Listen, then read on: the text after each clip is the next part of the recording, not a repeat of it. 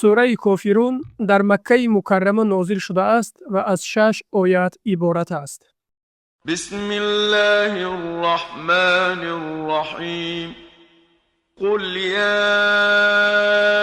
ایها الكافرون.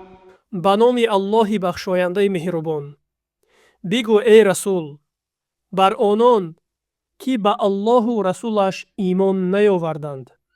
ای کافران، لا اعبد ما تعبدون.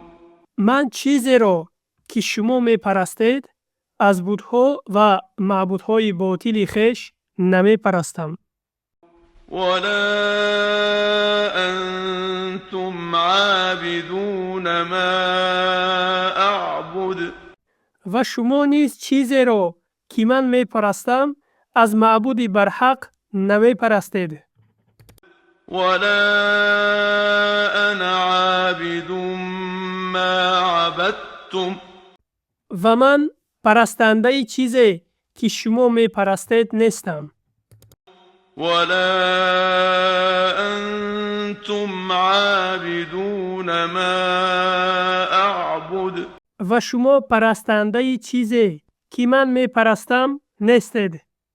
لكم دینکم ولی دین. شما را دین خود که به آن پیروی دارید و مرا دین خود که غیر از وی دیگر دین را طلب ندارم.